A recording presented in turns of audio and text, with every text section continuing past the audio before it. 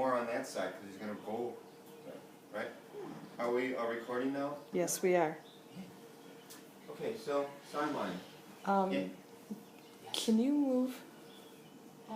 There you go.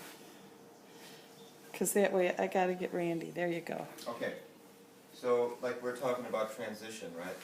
I'm going to do them in sideline, but I am not going to forsake my body mechanics to do it. I'm just not going to do it. So how?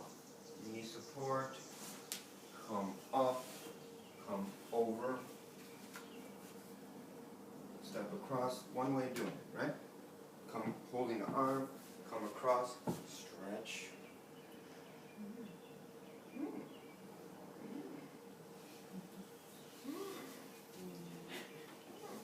Just roll back a little bit, so.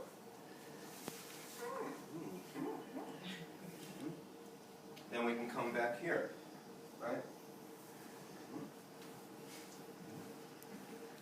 So look at where this foot is. Yeah, just slouch. Get over there. Quit playing around. I'll really pull your leg. So here, look. Knee here. And you want the leg between your legs and in line with the hip. No out here or there. Straight. It's dangerous. Look. Would you say the ball of your right foot is on his kneecap? Yeah. I'm sorry? No, never mind. Ask. The arch of his foot. It's the arching ball. My right foot is on his kneecap. Okay. Okay, and then look. Yeah. Oh, so much. And just a little extra because he was fooling around. Okay, and then you release slow. When you do deep compressions, deep stretch, you release slow. Right? Okay, cool. So now nice and open, nice line. Great. Now what to do? Looking around, looking around. So now we're going to start here. Because in sideline, turn to gallbladder meridian. Because this is primarily on the top portion here, and through the hip side of the leg, lower leg is all gallbladder meridian. Somebody shout out a page. It's the last one right before the conception vessel. 21. See how it starts on that side of the head and zigzags around, and it comes into the top of the shoulder, then in front of the shoulder, and through the ribs, and through the hip, and down the iliotibial band, and in the lower lateral compartment of the leg through the peroneals. See? And then that source point, which is in the front and at the bottom of the lateral malleolus. See? Out the fourth toe. Long, structurally, they call it a structural meridian because of how it keeps you in line so that when you expend energy going forward, it doesn't go out to the side. It keeps you contained in a good way. It keeps your energy, your upright energy focused so you can move forward. Right? So it starts here, so we're going to start like this. I'm just going to compress here and get some space here. So lovely way, you know, here's the head of the humerus, palm of the hand, extended arm, leaning in. Look, easy.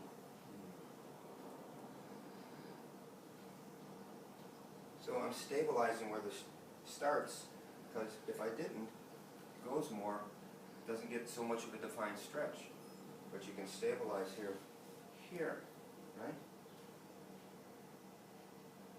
If this is not comfortable, there's the forearm. Here. And the reason I do it from this side is because trapezius, when it tightens, what does it do? It does this. It also rolls forward because of its fascial attachments by the clavicle. Speak up. Okay? So that's why when I put in with my forearm, it's in but slightly back to roll those fibers back more effective.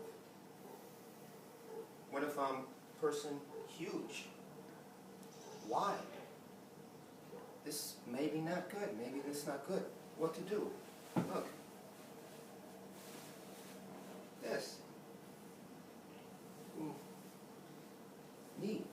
So is that more like trap, like the Trap.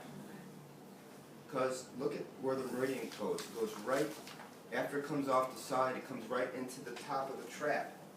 Feel on yourselves this, halfway between the base of the neck and the acromion process. On the highest portion of trapezius, this little mound, press down. Tight. That's an acupressure point, a subo. Gallbladder 21, called shoulder well. Yeah, you can make that one more. What is it called? Shoulder A what? shoulder well. Okay. And it is a contraindicate, one of the handful of contraindicated points when someone's pregnant. Right? Because, why?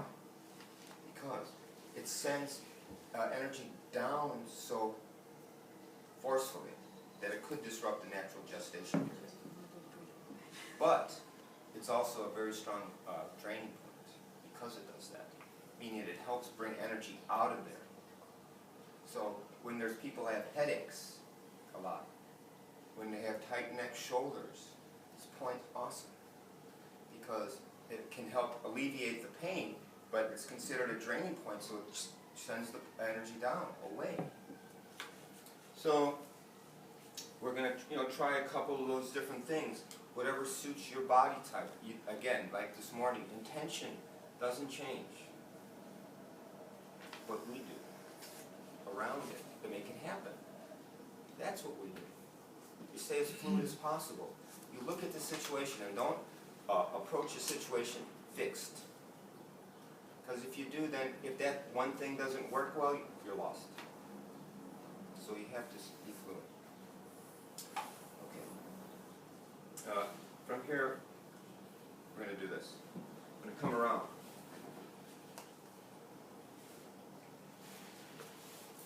Don't wait for the video. Oh, you're here. I'm sorry. So you can see. So, you see in your hand up, gallbladder meridian starts here. Here's where it starts. Feel on yourself. This is considered the outer canthus of the eye. Yes? Yes? Anybody? Yes. Outer canthus. A finger width behind that, there's a small indentation. Feel? That's the beginning of gallbladder meridian, gallbladder 1. This is also considered what's called a clearing point because it does this. It doesn't send energy down or up. It goes, vaporizes the chi. Ooh. Excuse me just a second. Vaporizing the chi. Okay, so it's for clear thought because the gallbladder is like this. Look, it's about planning, thinking about it. And the reason a lot of times you don't move forward or you get headaches, too much thinking. This clears the mind. How instinctively many times head hurts? Right? Gallbladder 1. Right? So we're going to compress the gallbladder meridian. Palm of the hand. Leaning in. Lean in. Not pushing, leaning in. I'm going to smash your skull. It feels so Like a grape. Okay, so it disperses the energy in the gallbladder meridian. But think about it. The bones in the head. And what is in between the bones of the head? The sutures. Right? So, and there's give and take. Why, if there's no give and take, which helps serve the flow of cerebral fluid, sacral fluid, is that the muscles tighten and there's not a lot give.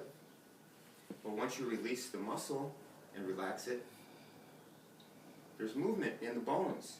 So the cranial sacral fluid, pumping easier. Everything's good. So this nice relieving, relaxing behind the ear. You can see the zigzag of the gallbladder. So this is just general application of that area.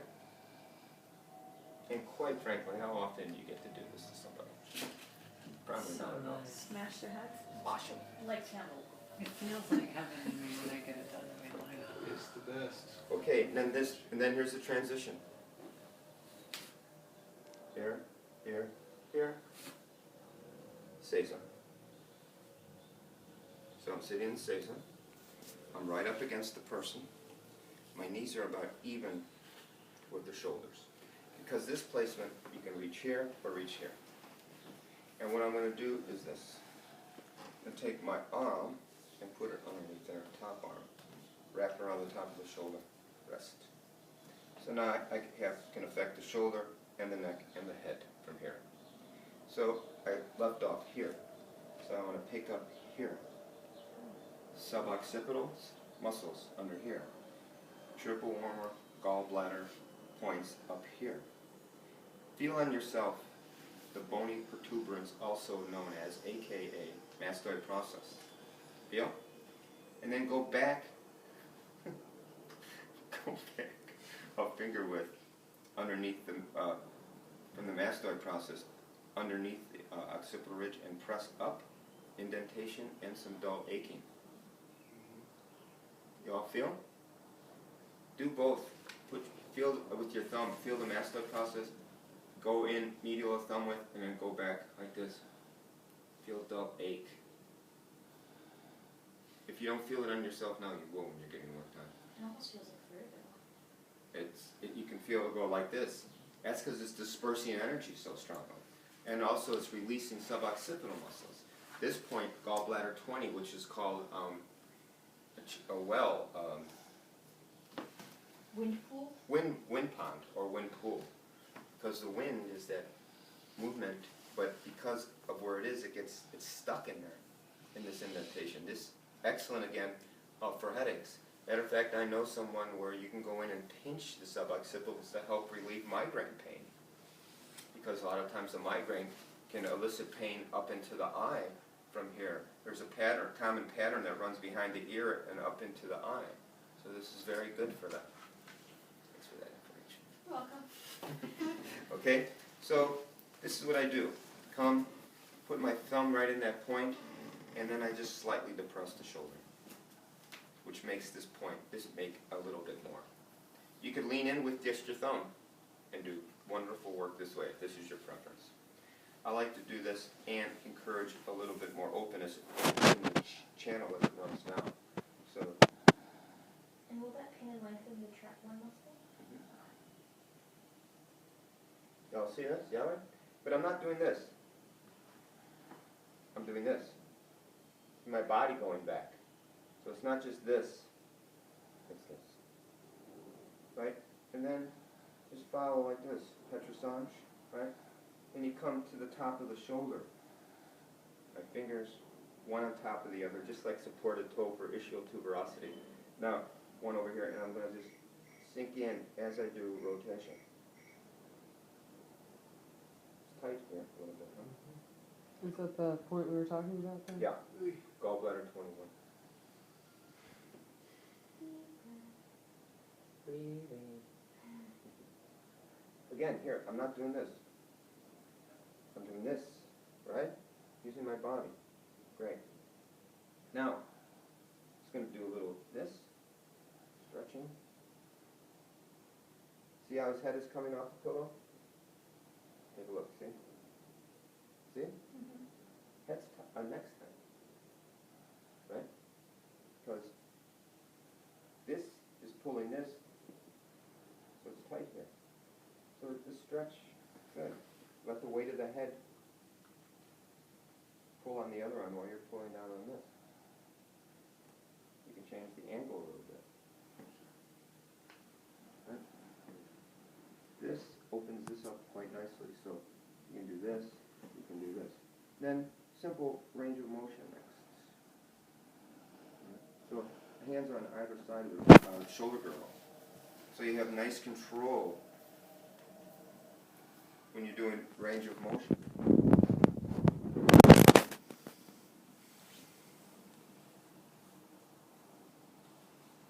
So then next is like, well, okay, now I want to move this back a little bit, open up the chest. So this range of motion, when I'm doing range of motion, you can feel the shortness here. Right? So what to do? That's one thing. So here's the vertebral border of the scapula, right? I'm going to let the shoulder fold forward. So this is a little bit more exposed. So I can take my fingertips, Curl under. curl under. Here's the superior angle, just below the superior angle. Underneath the root of the spine of the scapula? Yes. Okay. So the root of the spine of the scapula, I think, is wick if you follow this Yeah. here. So here's the superior angle. Here's the root right below it. Okay. But it's up underneath the border. So, you notice one of the reasons I'm sitting seiza is not only for support, but for this. The back of my hand can rest here. And I'm going to bring his body onto my fingertips. See, so this is resting on here, supported. My fingers are curled up, and I'm bringing it onto my fingertips. And then I'm going to have him inhale.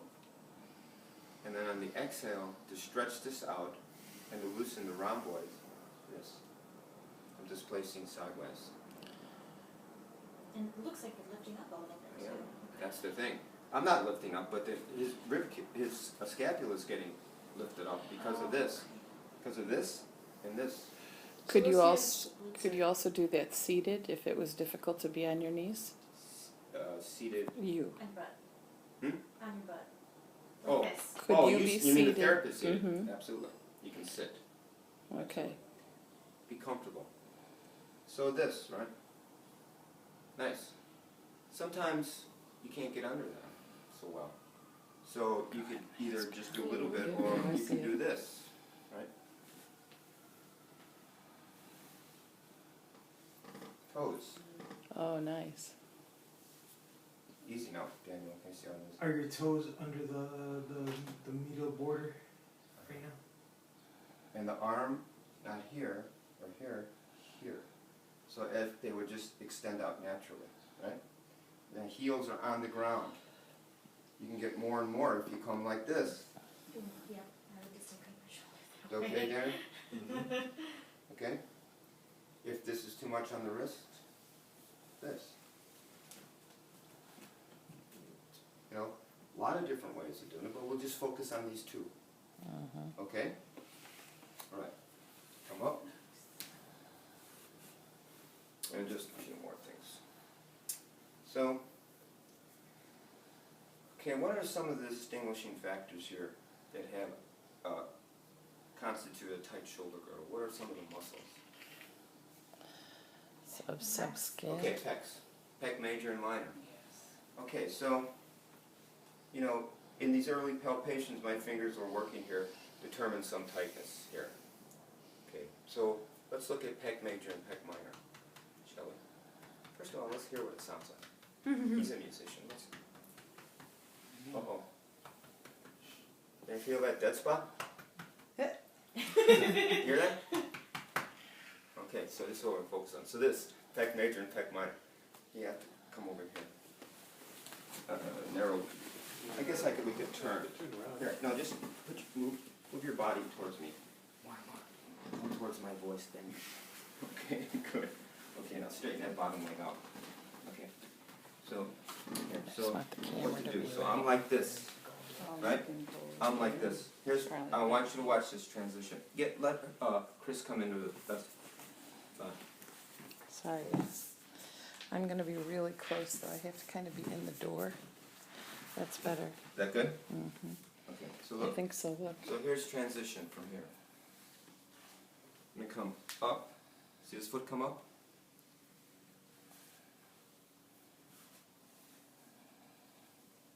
This leg is supporting the body, still in a sideline position. This foot is wide, and I'm turning the arm, and it's pinned against here. So I want 2 hands free. The work, pec major and minor, right in front of me. You know, it's where you just anterior. Also, The anterior major. well, not so much here because that's back there. Right, this is here. So, like this, look. Touch that screen where his face is. My thumbs are coming up underneath pec major, my fingers See here. how that works? Now I'm going to do this, lean back.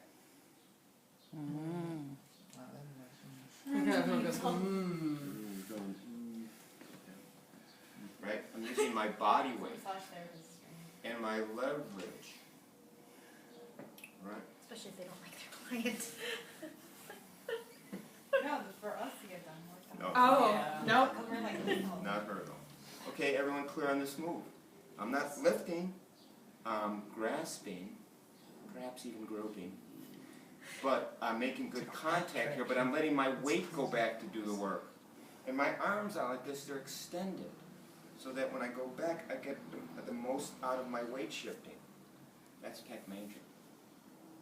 And Too much? I'll stop.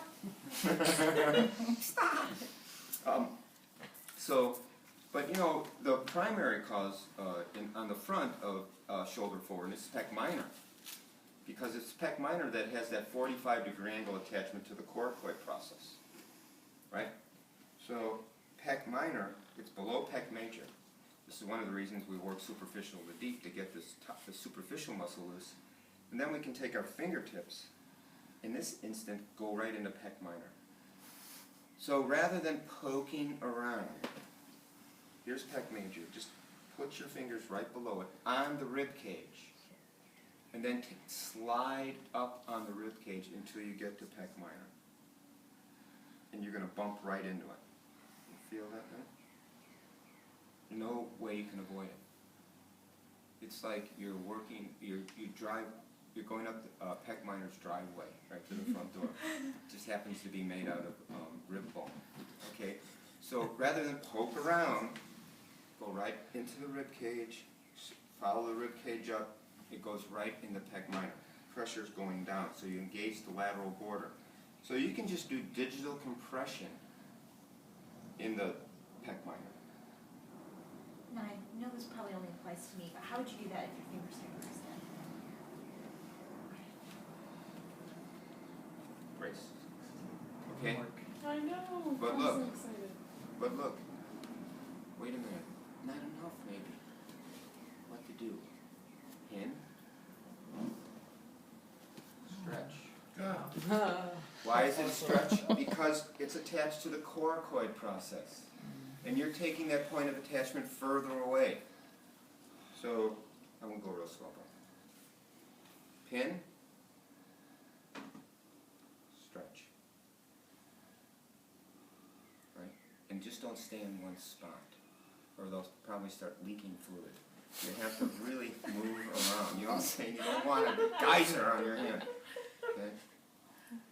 So easy though. Have a modicum of compassion, because if for no other reason, they're going to work on you right afterwards. So you got to be careful. You know, when you're working here, you know where there's a lot of sensitivity. So don't get carried away with, oh, look at this. Easy. Huh? Easy. It's okay now? Very effective pec major, pec minor. Okay? And if that wasn't enough, one more thing. Other muscle that affects, again, shoulder, teres major, teres minor.